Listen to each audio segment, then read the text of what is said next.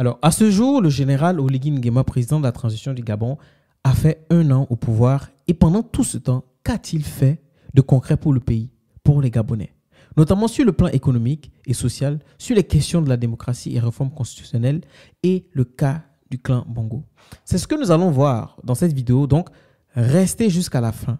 Mais avant tout, place au générique. Le 30 août dernier 2024 a marqué le premier anniversaire du coup d'État perpétré par le général Brice Clotaire Oligui Nguema contre le régime d'Ali Bongo Ondimba et le début de la transition militaire dans ce pays d'Afrique centrale, le Gabon. Rappelons qu'avant ce jour où tout a basculé pour la monarchie Bongo, le pays était dans leurs mains depuis plus de 50 ans. D'abord le père et ensuite le fils.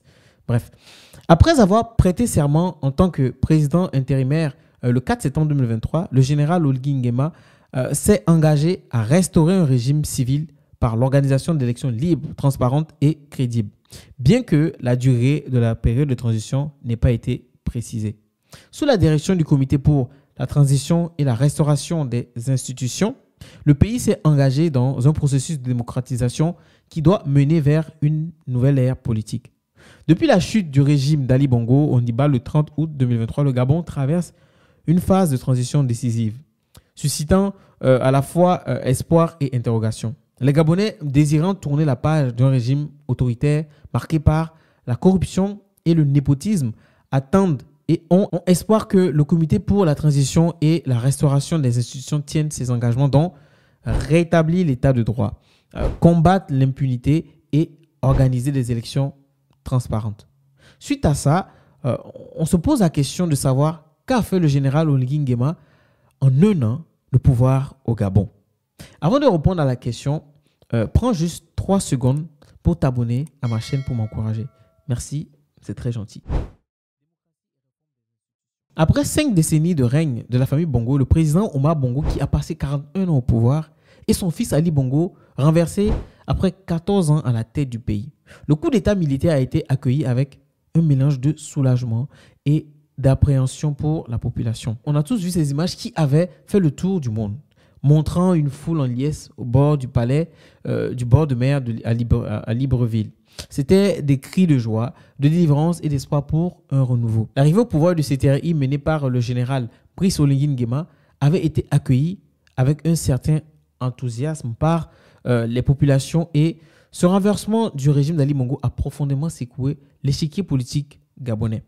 Le nouveau dirigeant a alors fait la promesse des élections en 2025 et un nettoyage des institutions du pays. Un dialogue national inclusif supposé préparer le transfert du pouvoir aux civils à la fin de la transition de 2 ans a été organisé en avril dernier. Alors, les recommandations issues de ces travaux préconisent l'instauration d'un régime présidentiel dans la future constitution qui devrait être soumise à référendum d'ici le mois d'octobre. Parmi les recommandations figurent également la suppression du poste du Premier ministre, le non-cumul des fonctions de ministre et de député, le maintien du bicaméralisme et la limitation de la durée de la transition à 2 ans et la suspension des partis politiques. Alors, malgré le changement de régime, la transition politique au Gabon est marquée par des tensions croissantes. Alors, le général Brice Oligui Nguema fait face à des pressions contradictoires. D'un côté, il y a ses partisans qui le poussent à briguer la présidence lors des prochaines élections. Et de l'autre côté, une partie de l'opposition et de la population qui s'inquiète d'un possible glissement vers un régime autoritaire. Ce qui fait naître alors des doutes sur les intentions du général. Les opposants accusent Oligui Nguema de vouloir s'éterniser au pouvoir et d'instaurer une dictature militaire. Ils pointent du doigt les réformes entreprises qu'ils jugent plus axées sur la consolidation du pouvoir que sur la démocratisation du pays. Le dialogue national inclusif présenté comme une opportunité de réformer le système politique est critiqué par l'opposition car selon eux, ce dialogue aurait été détourné de son objectif initial pour exclure certains candidats et renforcer le pouvoir du général. Alors l'enjeu pour l'avenir du Gabon sera déterminant et crucial par rapport aux prochaines étapes de la transition. La population gabonaise est appelée à rester vraiment vigilante et à exiger le respect des principes démocratiques pour éviter un retour aux pratiques autocratiques du passé.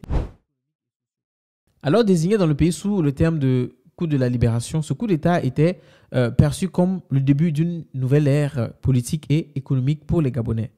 Un an après, c'est la douche froide pour les citoyens qui regrettent l'orientation prise par les autorités de la transition. Alors, certains Gabonais allaient jusqu'à évoquer la fin d'une dynastie en comparant le jour du putsch en une journée de libération nationale. Pour beaucoup, le 30 août a remplacé le 17 août car pour eux, justement, ils ont connu la vraie liberté ce jour-là. Mais aujourd'hui, cette période d'euphorie semble être rattrapée par la réalité. Au-delà des enjeux politiques, le Gabon fait face à des défis économiques et sociaux de taille. Longtemps dépendant des revenus pétroliers, le pays a été durement touché par la chute des cours du brut, fragilisant ses finances publiques et creusant les inégalités. Malgré ces importantes richesses naturelles, donc le pétrole, les minerais, les forêts, etc., le Gabon est confronté à des défis sociaux majeurs. Alors, premièrement, pauvreté endémique. Un tiers de la population vit dans une extrême pauvreté avec des revenus quotidiens inférieurs à 2 euros. Deuxièmement, le taux de chômage qui est très important et qui oscille entre 35 et 40%. C'est beaucoup. Troisièmement, l'inégalité sociale. Les ressources du pays ne bénéficient pas équitablement à toute la population. Et en quatrième position, on a la dette importante. C'est-à-dire que le Gabon est fortement endetté avec un taux d'endettement dépassant le seuil recommandé par les institutions financières régionales. Alors, les Gabonais aujourd'hui aspirent à une amélioration de leurs conditions de vie, à un accès plus équitable aux services publics et à une lutte plus efficace contre la pauvreté. Un pays africain riche en ressources naturelles, mais où une grande partie de la population vit dans la pauvreté et le chômage. Les nouvelles autorités devront relever le défi de concilier développement économique et justice sociale. Alors, sur le plan diplomatique, la communauté économique des États de l'Afrique centrale a accepté de lever les sanctions contre le Gabon en mars dernier et de le réintégrer dans le bloc régional. Donc, 6 mois après avoir suspendu son adhésion en réponse au coup d'État qui a chassé le président Ali Bongo. En décembre 2023, l'instance régionale avait réaffirmé les sanctions précises contre le pays à la suite de la prise de pouvoir par les militaires le 30 août 2023. Elles avaient par ailleurs suspendu la décision de délocaliser le siège de Libreville à Malambo.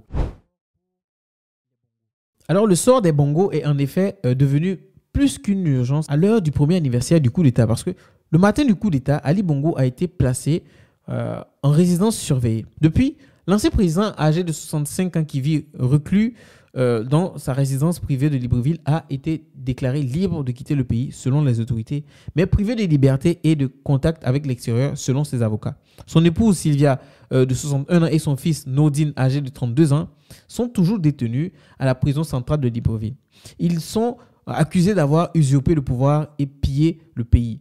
Leurs conditions de détention sont jugées préoccupantes par leurs avocats. Alors, dans une interview avec l'agence française de presse, leur avocate gabonaise a confirmé n'avoir pu rencontrer les deux détenus que 3 fois en 1 an chez le juge d'instruction. Pour François, l'avocat français d'Ali, Sylvia et de Nordine Bongo, tous binationaux franco-gabonais, leurs clients ont été séquestrés en dehors de tout cadre légal soumis à la torture et au mauvais traitement en violation de toutes les règles. Une plainte alors avec constitution de partie civile a été déposée en mai dernier à Paris pour arrestation illégale et séquestration aggravée par des actes de torture et de barbarie par les avocats français après une première plainte classée sans suite en octobre 2023. Donc en résumé, il y a eu des promesses mais qui n'ont pas encore été concluantes pour le moment et il faut souligner que la situation politique au Gabon est complexe et incertaine. La transition en cours soulève de nombreuses questions sur l'avenir du pays et sur la capacité des autorités militaires à organiser des élections libres et transparentes. C'est la fin de cette vidéo que j'ai eu le plaisir à préparer et à réaliser. Je vous dis à très bientôt.